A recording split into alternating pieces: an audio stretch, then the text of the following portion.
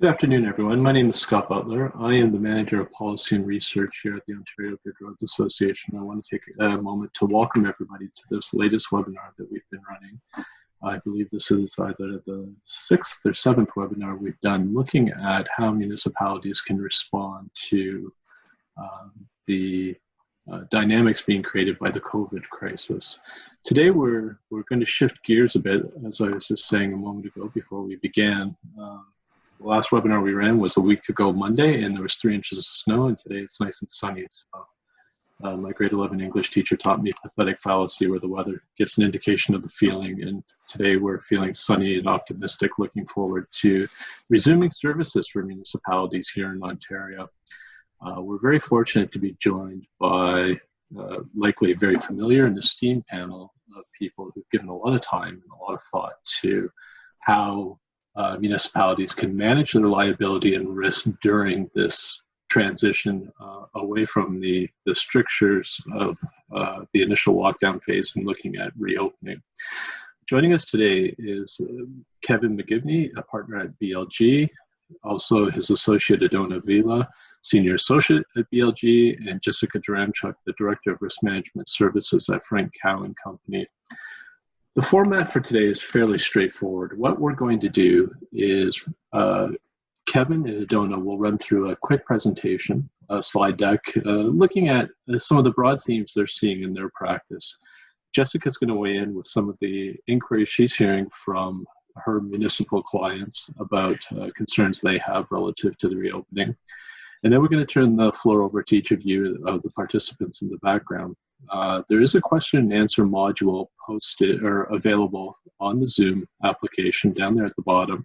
Simply type your questions in there or in the chat session, and I will work to get as many of those questions posed to our panel as I possibly can. So without any further ado, I think Kevin's going to begin. I'm going to pull the slides up here momentarily, and the floor will be yours in 1 second, Kevin. Just let me get this going. Well, thanks very much, Scott. Yeah. Hopefully everybody can hear me all right. I certainly want to thank you and Ontario Good Roads for having Edona and I. Appreciate everybody who has joined in and taken time out of certainly one of the first sunny days we've had. We've had 2 in a row. Hopefully that continues.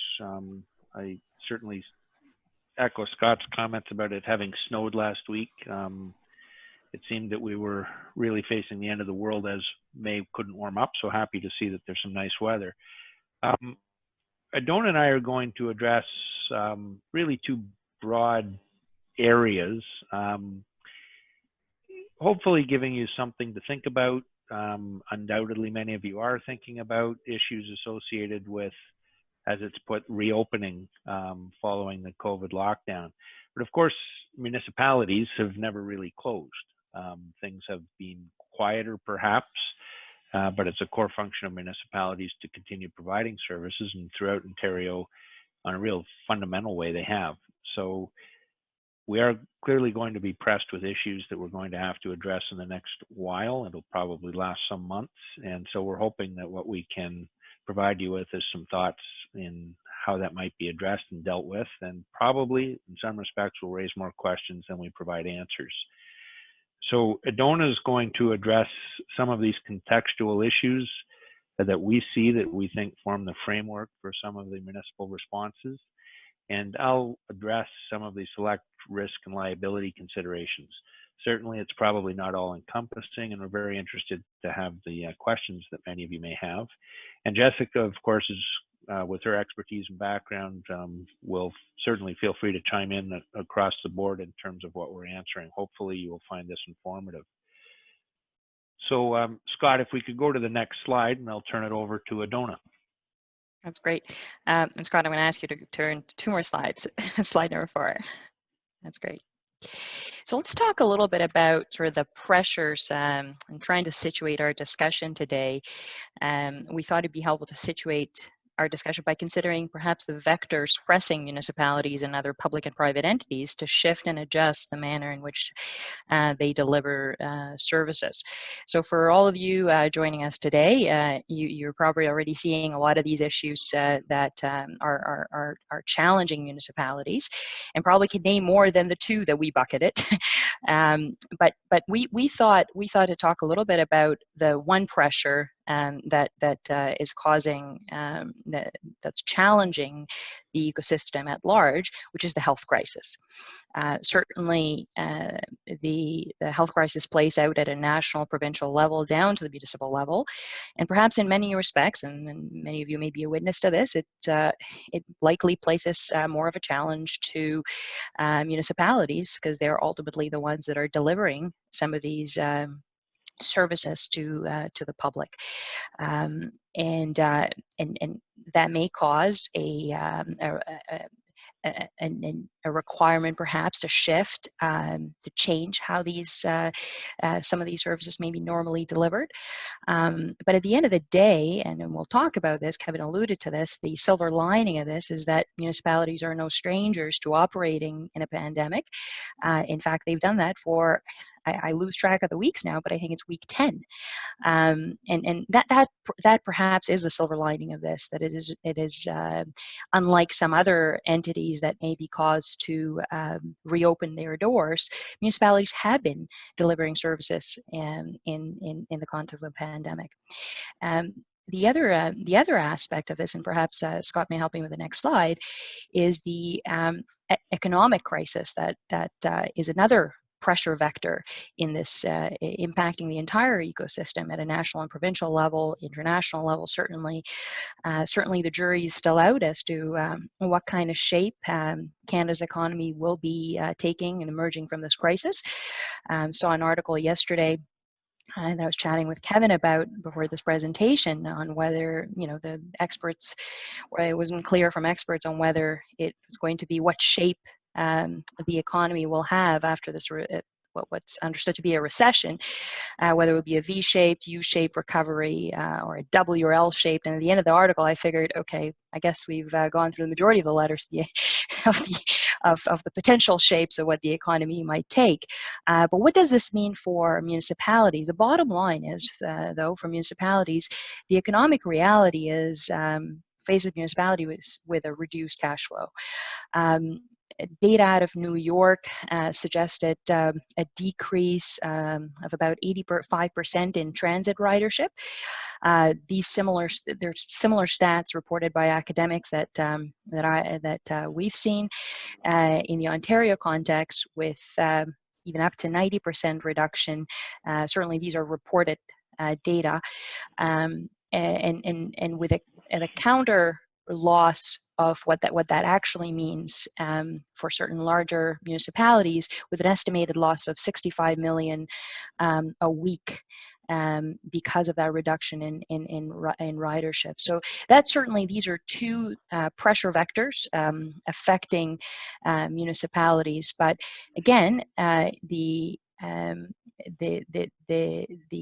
other aspects of this is that these are pressures that the entire system is facing, other public entities at a national, international level, certainly as well. Where does this sort of leave us? And we've got a graphic that Scott will help us display in the next slide, in the context of municipal services in this pandemic. The one aspect of this is that in the last 10 weeks, municipalities have been delivering essential services. And now, in the context of stage 1 of the reopening of the economy, and early this week we learned that the emergency state continues, certainly in our province, until May 29. And some of that will impact the services that the municipalities may be rethinking of providing. But a lot of in the context of reopening, there may be aspects that what will drive sort of the changes will be the larger regulatory framework, but also the public health guidance, which That also seems to be as fluid as the pandemic is. Just yesterday, I think there was an announcement that about a rethinking of the usage of masks, for example, in public. But the other aspect of it is, as the economy goes through the staged approach to a reopening in our province, is the increase in volume, perhaps, that now municipalities may have to deal with in this staged approach to the reopening. But of course, also be faced with resource limitations in all this. So I think what we'll find out, and it will be this will be largely fluid depending on how the pandemic, larger pandemic situation changes over time. But municipalities will be faced with the predicament of perhaps changing or maybe thinking of how their services might look different.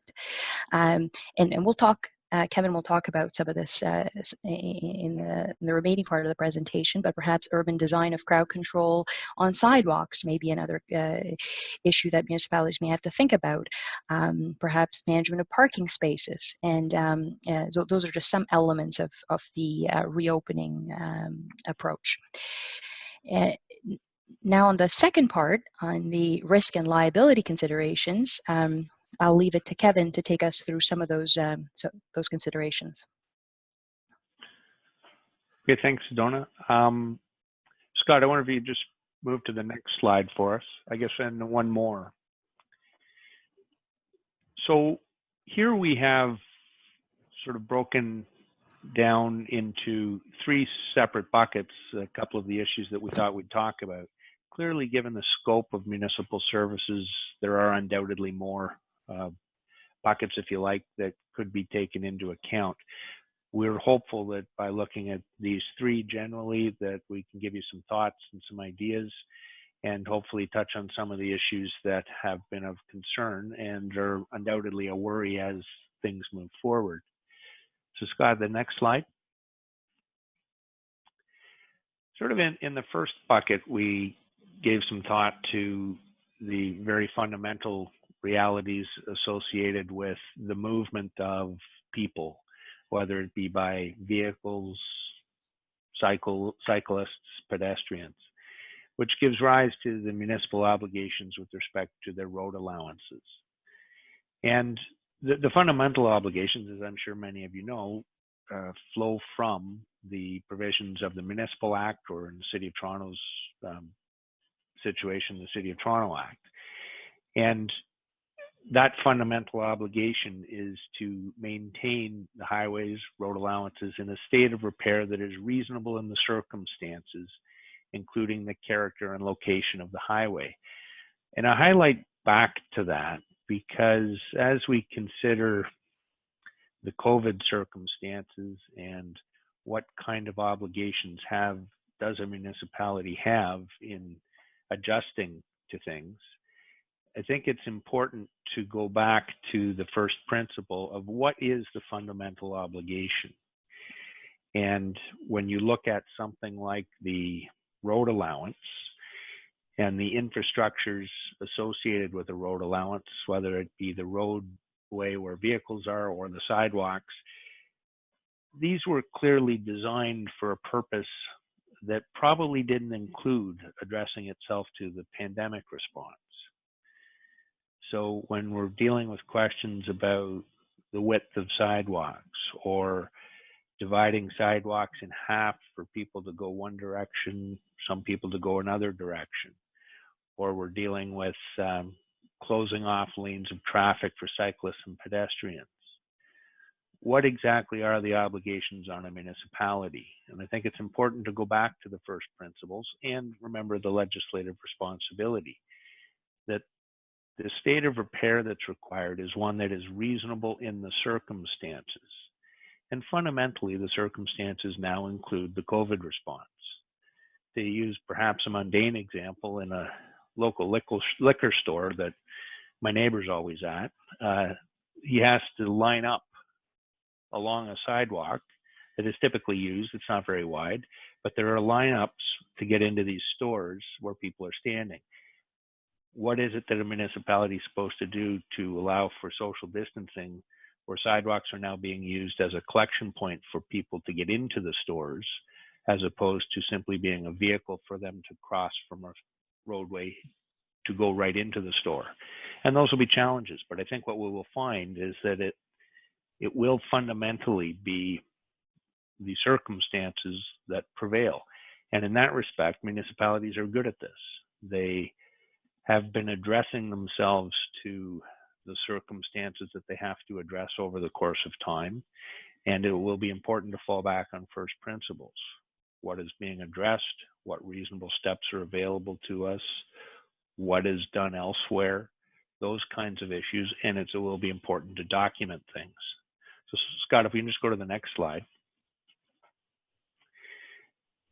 This slide gives rise to a number of different issues, areas that will undoubtedly come up in respect of road allowances. I've spoken a little bit about sidewalk expansion. That may be an issue. Is it going to be necessary? Again, I go back to the circumstances. What is available? What can work? What I expect we will see courts do is take a very close look at the fundamental obligation when municipalities are challenged as to whether what they did was appropriate. And I think part of that will be for municipalities to consider what their options are, document why choices are made, and it will be important to go back and look at it, whether something's working. If it's not, it'll be important to make adjustments. I suspect there will be a good deal of tolerance for the first efforts. But as things progress, as things go on, if there are difficulties, challenges, that's when it's going to be important to readjust. The same will be true of bike lane extensions. I suspect there's been, well, I know there's been a great number of people advocating for greater use of roadways by bicycles, providing protections for bicycles. There may be more impetus to do that now. There may be a real desire to maintain that once the COVID circumstances are more under control and managed. That may be a positive. Challenges that we will deal with, and we probably are already dealing with, are the multi-use of these bike lanes. Whether pedestrians, rollerbladers, people pushing strollers can coexist with cyclists. As many of you I'm sure know, there's quite a number of accidents between pedestrians and cyclists. And we haven't historically been designing areas for this, for these kind of multiple uses. That's going to be an important issue. Another issue that arises, particularly perhaps given yesterday's announcement by the Chief Medical Officer of Health, is PPE usage, masks. Can it be compelled? There's a fundamental reality, and a Court of Appeal in Ontario has said this, that people have a fundamental civil liberty, a common law right to use roadways. Can we compel them to use PPE? That may be a challenge. And I suspect that nobody's pressing for a compulsion order. A big part of addressing this will be communication, addressing what a best practice is, giving some thought to showing by example. And I think, as many of you I expect have recognized, you rely on the majority of people to do what you would like them to do. Many others will follow. And it may be not perfect. There may be some people who are difficult to address, but we're probably best not to try and focus on them. The same similar types of issues, and I think the same approach needs to be taken with respect to traffic management and roadway restrictions. A lot of managing this effectively as it comes will be communication, letting the public know through whether it be social media or newspapers, press conferences, let them know what's happening, let people know why, give them an understanding. A warning is of some assistance. A lot of this will be signage. And again, plan as well as we can and document it, but then go back and take a look at whether it's working and make appropriate adjustments. The last note on this chart is the autonomous transportation solutions. And we've just got that there because we've been spending a lot of time in our office thinking about autonomous vehicles, the types of changes that are going to be having to take place at municipalities and elsewhere as autonomous technology, smart technology becomes more prevalent. Who knows how that may work? In the short term, I don't expect we are going to see circumstances like I know they had in China, where you had drones following people around municipalities, calling out to them to stay further apart. I don't anticipate we'll see a lot of that in Ontario. But there's going to be a lot of thought given to what technological advancements can we make use of, and ideally that may continue to the benefit of everybody once the COVID crisis passes. I wonder, Scott, if you just go to the next slide.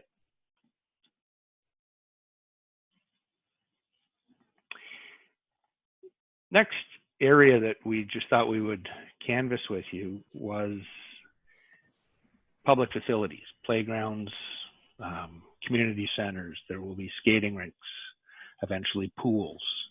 All of these areas, the fundamental obligation for the municipality is probably found in the Occupiers Liability Act.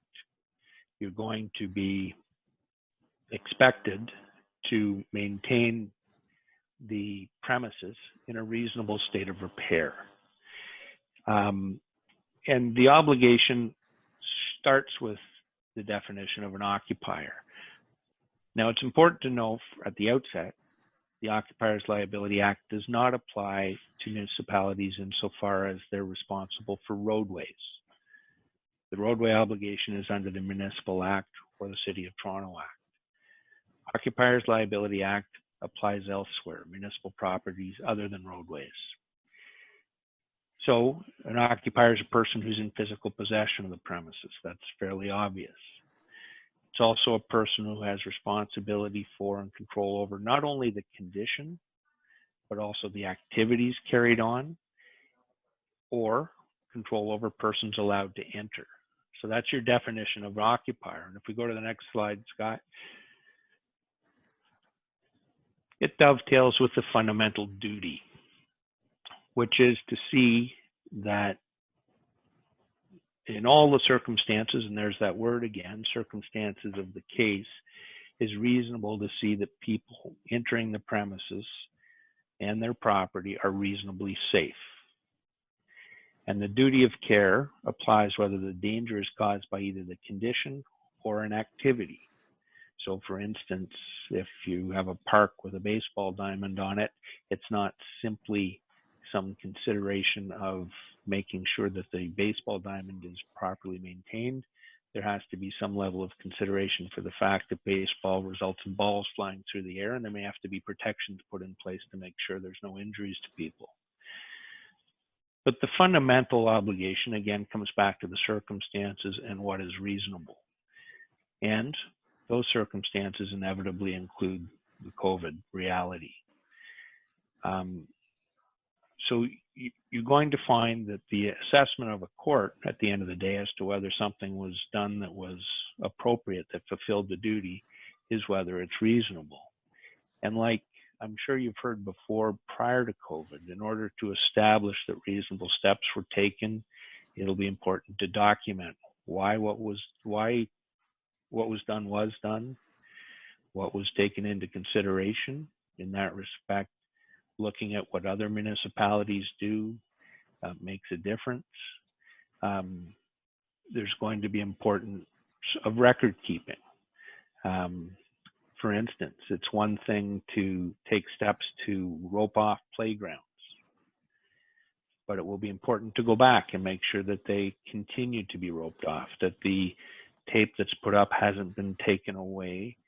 And it will also be important to have a look, to continue to inspect and maintain these areas so that if they do happen to get used, even by some child who ignored the tape or the tape was missing, that these areas have been looked after so that they remain safe, notwithstanding the fact that they weren't necessarily supposed to be used. Scott, if you could look at the next slide. Wouldn't be lawyers speaking to you if we didn't talk about a case or two. And in terms of the occupier's obligation, there's been two. We'll speak about the second Court of Appeal case in a moment. But two recent cases that bear some scrutiny in terms of addressing what it is that a municipality as an occupier can do. And the first is this Lagenfeld case, Lagenfeld and the Toronto Police Services Board, and it came out last summer. And this case concerned a lawsuit application where a gentleman who had the public right to attend Police Services Board meetings was upset that he first had to pass through a security checkpoint that was checking for weapons. And what's important to recognize on the occupier's liability obligation from a governmental standpoint is that governments, in terms of their actions, are subject to the Charter of Rights. A private entity is not. Private entity is subject to the Human Rights Code, but it doesn't have to concern itself with anybody's charter rights. And Lagenfeld is a situation where this gentleman had the right to attend Public Police Services Board meetings. And he argued that having to pass through security was a violation of his right. And the Court of Appeal addressed it in a very lengthy and thoughtful decision, in my view. And they acknowledged that, yes, this obligation to pass through the security does infringe the freedom of expression and association, the freedom to go to the meeting. But what is fundamentally important is while the Charter of Rights has rights, it starts with Section 1, which allows for those rights to be limited if the limit is prescribed by law and is reasonable in the circumstances. And frequently, people who allege that their charter rights have been breached tend to avoid the notion that charter rights are not absolute. They're subject to reasonable limits. And in Lagenfeld, the Court of Appeal accepted that the police chief is an occupier of the police headquarters. And as an occupier, has a duty to keep people safe. And it doesn't make any sense to have that duty, but no powers to enforce the duty. So the imposition of the security screening to make sure people didn't have weapons was a legitimate power of an occupier. It's a common law power, and it existed in the Court of Appeal's view as a reasonable limit on Mr. Lagenfeld's right to attend the meeting. It's still, the analysis had to pass the muster, the test of the charter, if you like, but it's clear that governments have the power under the Occupiers Liability Act in appropriate circumstances to take steps to protect people on the premises and to fulfill their occupiers' liability duty. So as long as these steps are reasonable, they're reasonable limits. And the common law powers of an occupier do include the ability to restrict access, to impose a condition of entry. It may be appropriate in the correct circumstances, if it's documented, to require that people wear a mask if they wish to enter. If they don't, they're free to leave. But if they refuse the reasonable condition of entry, they may well be subject to enforcement under the Trespass to Property Act.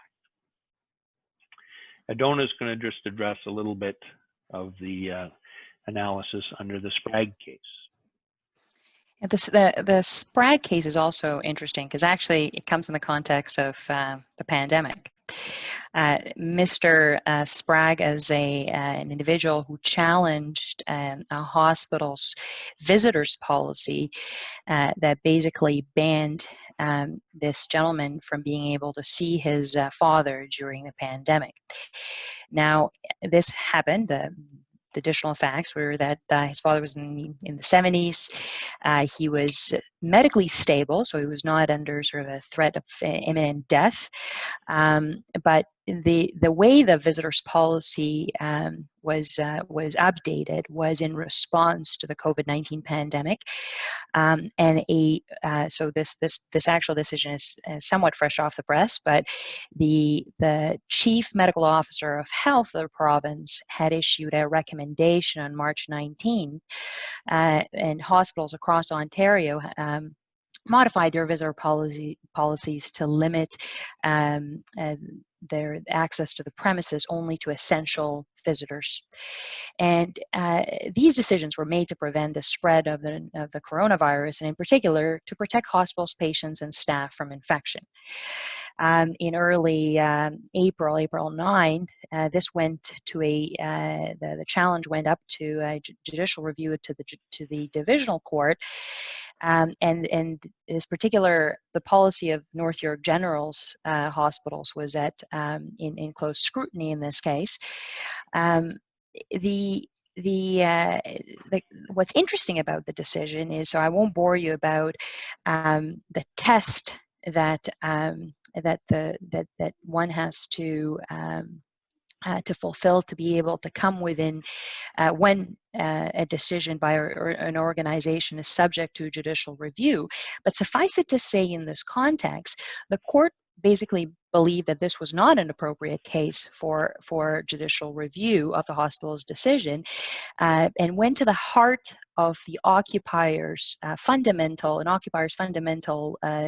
right to control their premises, and basically the court determined that the hospital's decision to restrict access, so this was unlike the case that Kevin talked about, Langenfeld, which is about limiting entry to the premises. This is a complete barring of from the premises, with the exception of obviously this discretionary visitors, which obviously the applicant in this case was not part of. And so the court determined that the hospital was within their power to do so, and this went to the heart of being an occupier. And ultimately, and that's the interesting part, and perhaps because we're talking about a hospital, deferred to the hospital's expertise and experience, as the hospital established that its decision was informed by the available, and there was affidavit evidence entered, was informed by the available medical and epidemiological evidence in the context of the pandemic as to why the policy was limited in the way it was, and who fell under the exception of being restricted to enter the premises. Touching on what Kevin said about hospitals being a public entity, while not brought in by the applicant in this case, the court still went through a charter analysis as well, and concluded that the visitor policy did not breach the patient's rights under the charter as well. So I think that the takeaway is somewhat of a welcomed analysis by courts that unlike the Langenfeld case, which was the measure in that case was deemed to breach the person's charter rights, but saved under Section 1. The welcome part is, in both cases, I think what prevails is the fundamental right of an occupier to restrict entry to their premises, and I think that's helpful in this context. The other aspect that we wanted to talk about is, as lawyers, is defenses, and especially as defense lawyers. So, Scott, if you can take us to the next slide. So, three things that we wanted to discuss in the context of COVID is, and we touched upon this, and I think Kevin talked a lot about it, is the due diligence defense and the importance of, if there is a policy that exists, is this policy reasonable? Has it been deployed as well? Whatever has been done, has been done inconsistent with a policy that's in play? Obviously, documentation will come into play to assist with the defense. The other aspect of this is, and perhaps more so it lends itself in the context of occupier types of claims, is contracting out defense, which statutorily is provided under Section 6 of the Occupiers Act. But as with in the context of contracting out, it is not the kind of defense that just allows one to say, I've just hired a contractor to clean, and I'm just imagining this, clean the premises, perhaps in the context of an outbreak. And so if, to the extent that there is any losses that come after that cleanup, well, it's the guy who told me and warranted that they performed a COVID cleanup. It's also ensuring that occupier to be able to have access to that defense, to be able to say that, yes, the person that I hired was competent, and not just simply point fingers and say, I've hired someone to be able to do this. And so it's while a complete defense, it has certain limitations in the sense of that may be particular to the facts. The other one is the Valenti defense.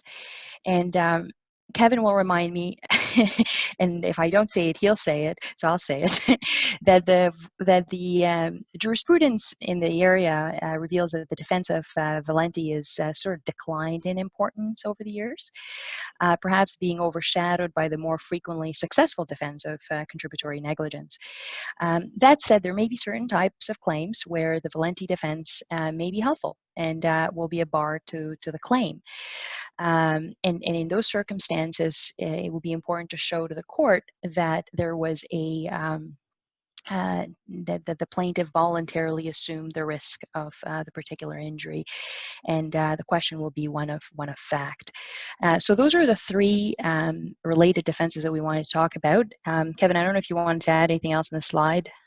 Well, the one thing that I think we all have to keep in mind, and I'm sure it's people may have thought about this, is with the specific issue of COVID, if it should come to pass that somebody is suggesting that a municipality, whether in terms of its roadway obligations or its occupiers' obligations, did not take appropriate steps, and therefore I became ill. There is still going to be, in all of these cases, a massive issue of causation. How are you going to determine that because you got too close to somebody on a sidewalk and the municipality should have done something to prevent that? How are you going to determine that COVID was caught there? There's a whole host of places where it could have been. So I think all of these kinds of issues that come up in defending lawsuits are still going to be available in respect of claims that come out of COVID. I think what we will find, and it goes back to just being thoughtful, taking reasonable precautions, but perfection's not going to be attainable.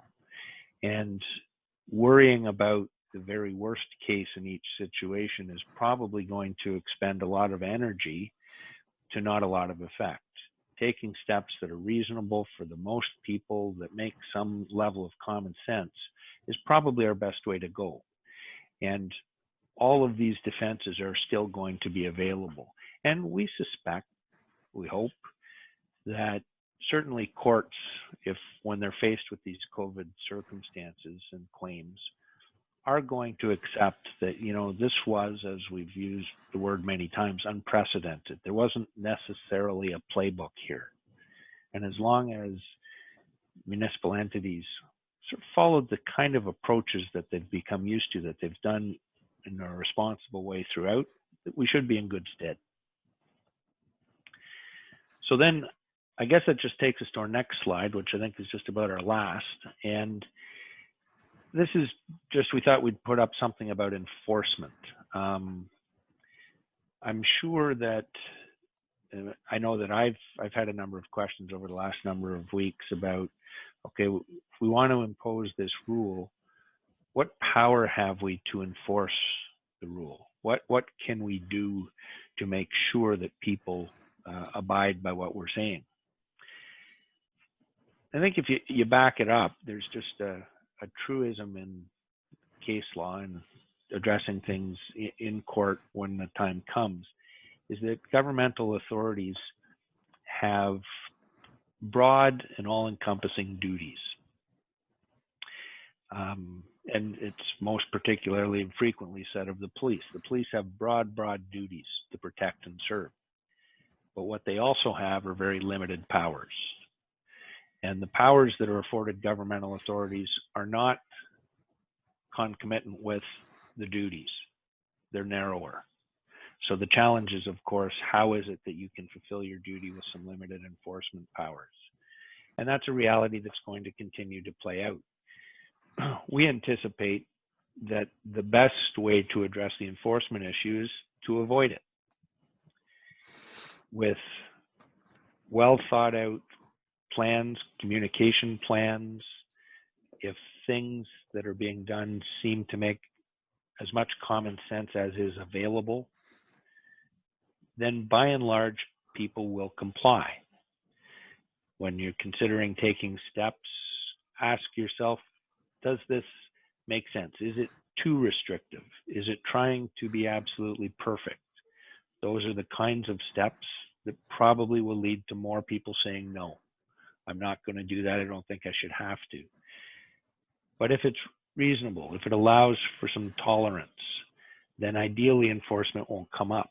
And we've seen this in the past in certain policies having nothing to do with COVID, like we get termed zero tolerance policies. When those kinds of policies end up in court, it's almost inevitably in a circumstance where a zero tolerance policy was applied to somebody where you just wish there had been some discretion used. That maybe this might have been a case where a little bit of tolerance might have been allowed. And courts don't like applying a zero tolerance policy in a circumstance where, you know what, it just didn't make good common sense. And that's where you run into the enforcement issues. So I think a big way of approaching enforcement is ideally to plan such that enforcement isn't necessarily required.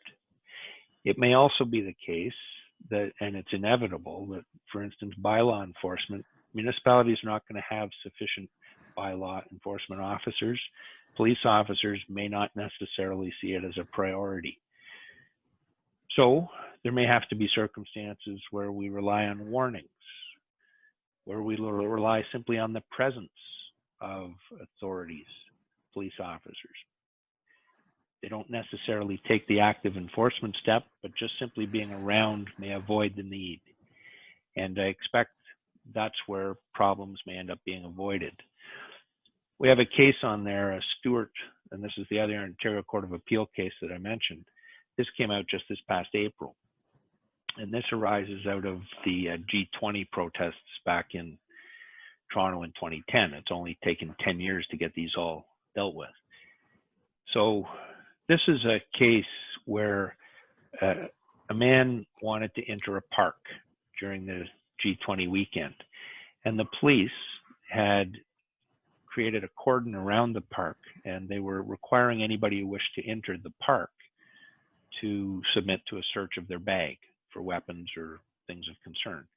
And this fellow did not wish to consent, and he was told that if you don't, then you will be considered a trespasser if you try and enter the park.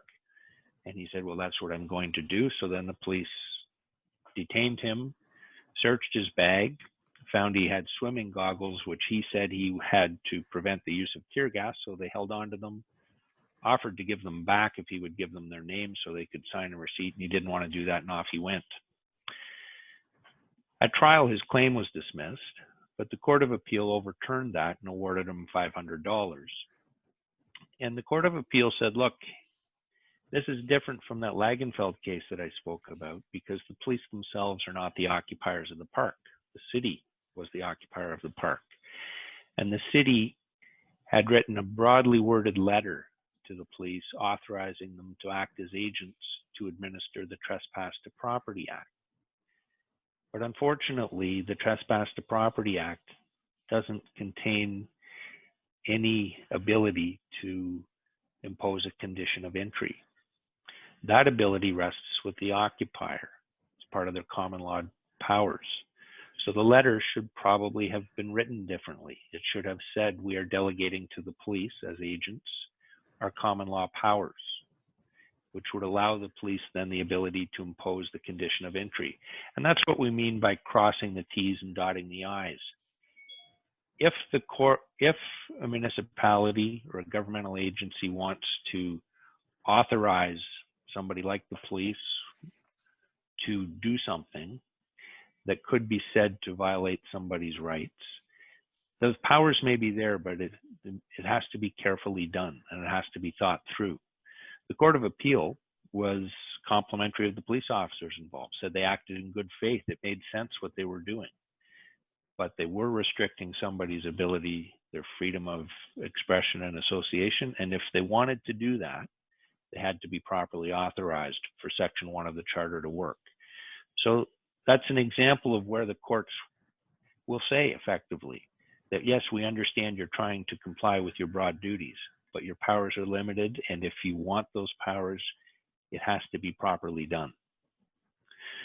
So I think that's all we had prepared to say. I don't know if, Jessica, you wish to have anything to add or correct anything we've screwed up, but happy to have you chime in, and certainly happy to answer any questions that people have. So Jessica, do you want to take a few moments here to give the insurer's perspective? Sure. I think that Kevin and Edona did a fantastic job of explaining the situation we're in, and how municipalities are responding, and what the defenses will be. I think that some key things that I always want our municipalities to remember is that reasonableness is key. And that word has been said probably 30 times in the past 30 minutes. And it's something that we need to remember. Courts will look at whether or not you were reasonable in the circumstances. And our circumstances right now and a month from now are COVID or post-COVID. These are novel issues, a lot of them. And we have to remember that COVID and the fact that our municipalities have been in a state of emergency will help make up those facts of that claim scenario that goes in front of the judge. And when you're struggling with, what do I put on that sign? What do I open first? Another thing that Kevin and Edona mentioned, document, have it written down why you made the decisions you made, and then keep documenting as you go through that process of whether it's, different cleaning regimens of playgrounds or different cleaning regimens of your facilities. And another key thing that was said was that this is a health crisis. So usually in risk management and working with municipalities, we don't see health crises come up very, very often, thank goodness. Whenever our municipalities have an issue, we always tell them to follow the guidelines that are out there, follow the best practices. When it's roads, are you following, the Ontario Traffic Manual? Are you looking to what OGRA has put out? If it's facilities management, are you looking what ORFA, the Ontario Recreational Facilities Association, what guidelines have they put out? Those are kind of the industry experts. Those are what people and courts will look to. So in this case scenario where it is a health crisis, look to your public health units. Your public health units are doing an incredible job. They are working with the government. These agencies are the ones that are approving the plans for the emergency daycare systems or setups right now in municipalities. These are the people that are approving the, going back to normal policies and procedures of our local hospitals. Follow them, use what you can, and just so that I don't forget, ORFA does have an excellent document that they've just put out, and I think there will be multiple iterations as things change and as different people add input, specifically on re-entering and reopening municipal facilities. And I think that was it. Again, I agree with everything that Edona and Kevin mentioned, and would be happy to answer any specific questions from our municipalities. Okay, so we do have some people posing questions here in the module. I'd invite anyone else who has questions to stick them up there. Building off of the Kevin's closing remarks about the difference between duty and power. There's a question here asking from a liability perspective, so maybe this is partly directed towards you, Jessica. Should federal or provincial guidelines be perceived as obligations by a municipality or a private employer, I guess, by extension? And I guess the question bounces on the quotations around guidelines. That's an excellent question, and I would liken it to people that say, well, you know, do I have to follow the OTM? Do I have to follow the Ontario Traffic Manual? Well, technically, no. That's a guideline. There's nothing that mandates you to follow it. But many cases, especially over the past, I would say 6 years, have shown us that if you go into court, that judge is going to say, why aren't you following the OTM? That's the accepted best practice that's put out by experts. You better have a darn good reason why you're not following it. So although it might not technically be, you know, enforceable that you have to comply with different standards and regulations that are put out by the province or put out by the federal government, I guess my question would be, why wouldn't you? And I'd certainly agree with that. You'd really want to have a good reason as to why you didn't follow a federal or provincial guideline. And particularly if it's a guideline in the realm of responsibility that the federal or provincial government owns, if you like. If you've made a choice to go out in a different direction and something happens that would presumably have not happened had the guideline been followed, it's going to be challenging to be able to defend your choice. You may have the ability to defend it, but it has to be documented. It has to be well thought out and well reasoned. Does that change when when there's an incongruity between that guideline from one of the other orders of government and, say, practices that have been put in place after the declaration of a municipal emergency? I'd say it does. I mean, Jessica, you want to go ahead? I was just going to say, I would assume that most of what a municipality would have put in place following their declaration of an emergency would likely flow from the information coming from the provincial government. I'm trying to think of an example where there would be a stark difference between what a municipality would be doing or what powers they would be utilizing after the declaration of emergency versus what the province would be recommending. Yeah, my motivation for asking isn't necessarily anything that we've seen transpiring here in Ontario or even Canada more broadly, but certainly in the United States, we do see local governments being, I think, more cautious than, say, state or federal directives are demanding. There's a question here, very straightforward. Is a municipality considered an occupier of a municipal building? Yes. Yes. Those are the easy ones. Yeah, I mean, the difference I often find is the Occupiers Liability Act and the duties in it do not apply to municipalities insofar as they occupy, if you like, roadways. That's a different legislative regime. But municipal buildings and property is governed by the Occupiers Liability Act. Okay. Question here begins that sidewalks have often been used for queuing at entrances to facilities like theaters, concerts, stadiums, this sort of thing. By accommodating lines at the entry for stores during social distancing, are there different considerations or liabilities that municipalities may be assuming? Perhaps there's conventions there that have never really been articulated or tried in court. Personally, I think I'd approach it as being situational. Mm-hmm. You're right. There are areas in municipalities where you could reasonably expect people to queue on a sidewalk before they enter a theater or a stadium. And if there are, for instance, trip hazards in those areas, you're going to have to face the reality that, well, you knew people would be there. You should have been inspecting it. You should have been dealing with it. I don't think that those same kinds of arguments are going to work as well in respect of a municipality's obligation to deal with people lining up in places that they never would have expected to be, except for the COVID circumstance. If COVID lasts, if all of this lasts an extended period of time, months, years, then the obligation will start to be, well, you knew this was happening. You have to take steps to address it and deal with it. But in the current short period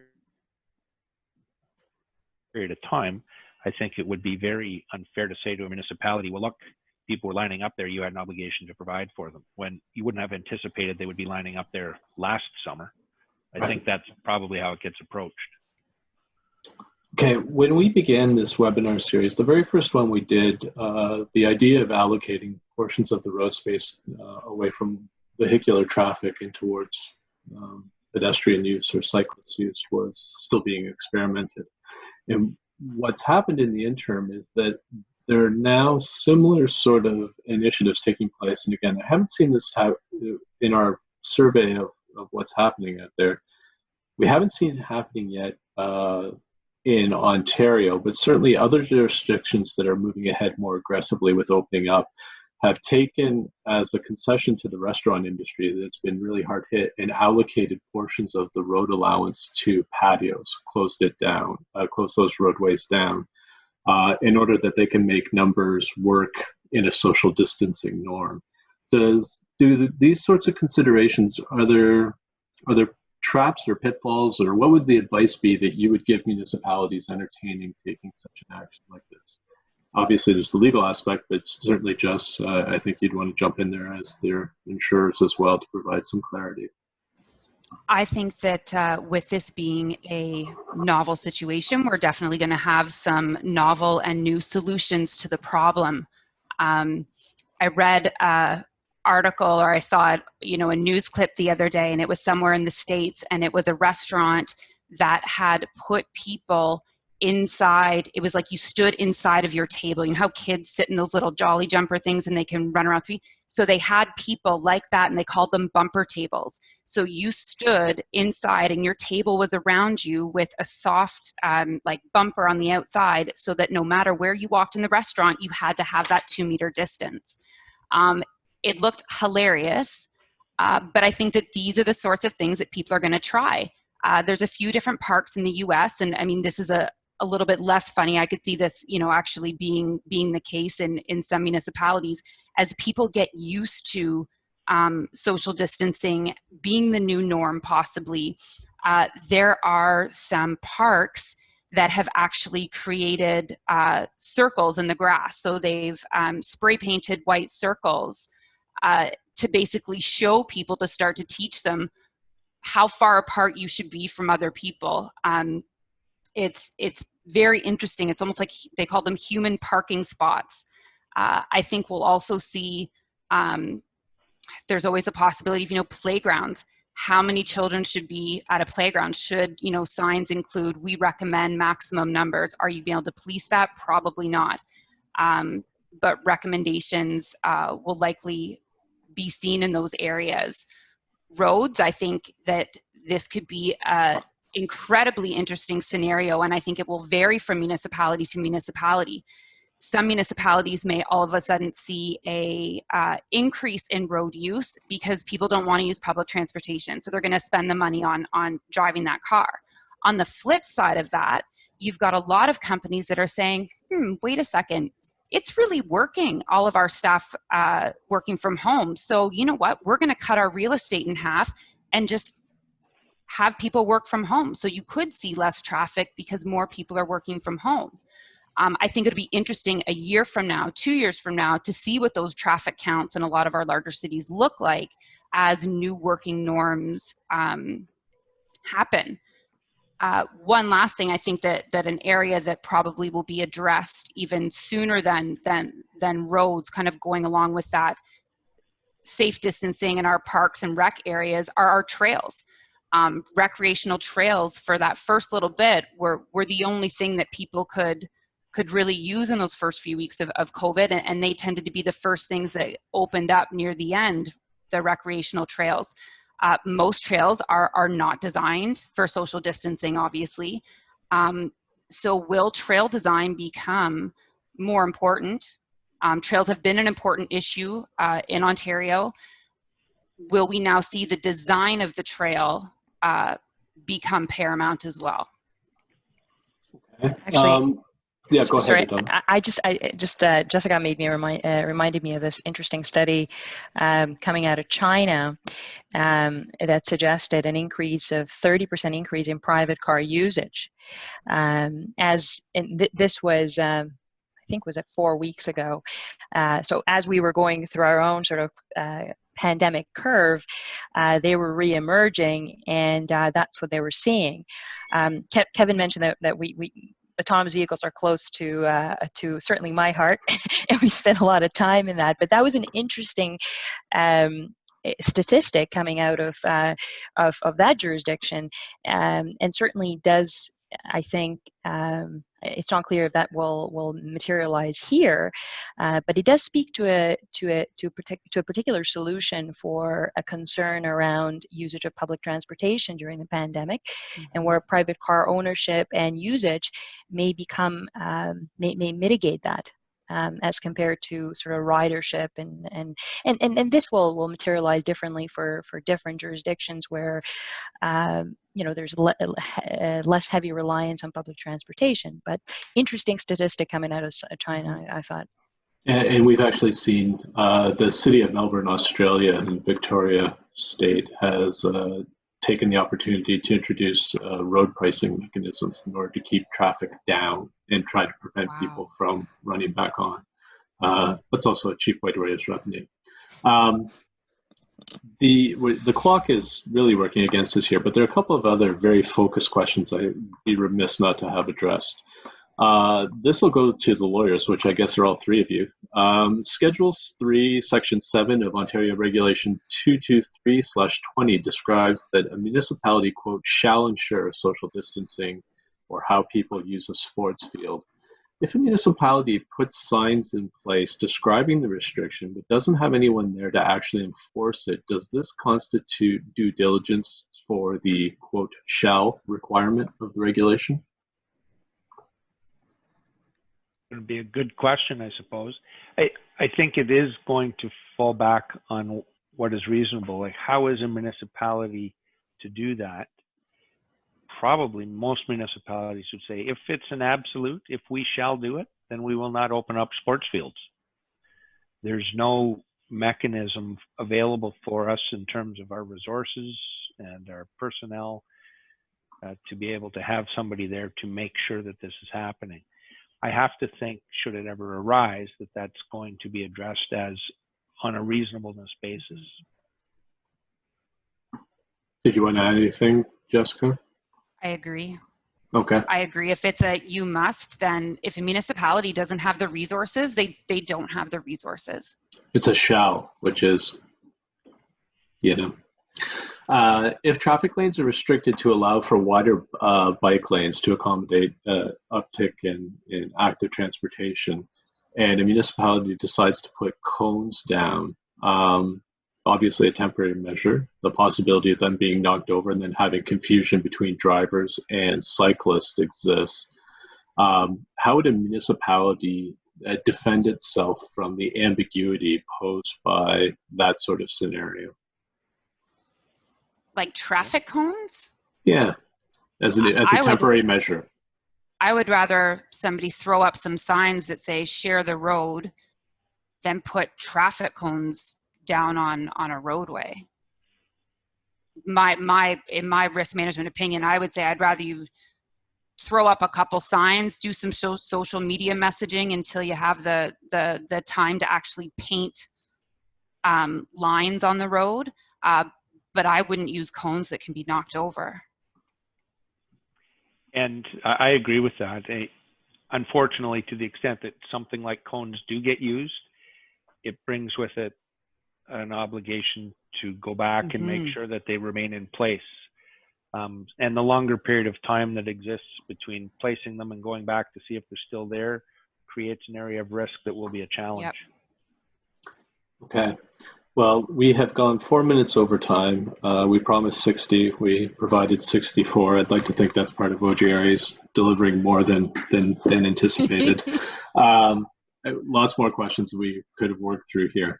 I want to thank each of you for taking the time and setting aside your better judgment to entertain us with your insights and analysis on this question. It's certainly going to be interesting to see how this moves along as we move out of the pandemic and in towards whatever the new normal may be like. So please watch your inboxes for upcoming announcements from OGRA about other webinars. We will distribute the slides as well for those who've been asking, and I will also see to it that the recreation facilities document is shared with everyone. So again, thank you everyone. Please enjoy the day and stay safe. Bye-bye for now. Thanks very much, everybody. Bye. Thank you. Bye-bye.